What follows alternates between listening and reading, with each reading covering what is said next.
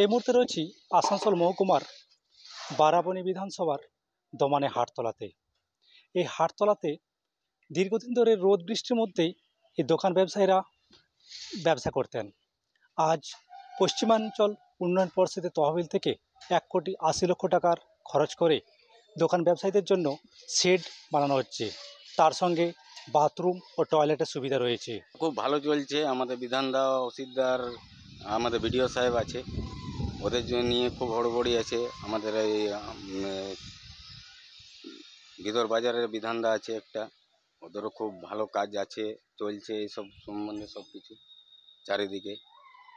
আমাদের তো বলেছিল ভোটের পর স্টার্ট কাজ, মানে হাট মাঠ সব চালু হয়ে যাবে।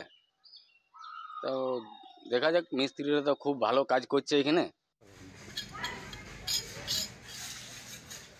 হাটটাতে ওইভাবে খোলা আকাশের নিচে লোকাল মানুষেরা হোক, বাইরের মানুষেরা হোক, ওখানে হাটে বসতো ঝড় বৃষ্টি, জল, রৌদ্র সব কিছু উপেক্ষা করে। কিন্তু বর্তমানে 2011-য় পশ্চিমবঙ্গের মানুষ পরিবর্তন এনেছিলেন এবং মাননীয় মুখ্যমন্ত্রী মমতা বন্দ্যোপাধ্যায়কে দায়িত্ব দিয়েছিলেন।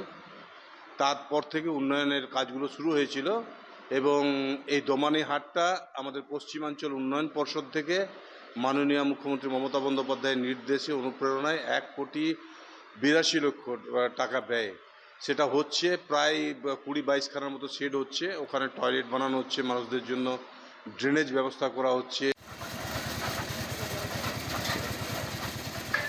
সপ্তাহে 2 দিন এই হাট বসে। প্রায় 250 থেকে 300 দোকানদার এই রোদ বৃষ্টির হাত থেকে শেড হলে অনেক উপকৃত হবেন এবং তারা ব্যবসাও ভালো করতে পারবেন বলে তাদের দাবি। আসানসোল থেকে উৎপল পাথর, আমার শহর, কলকাতা টিভি।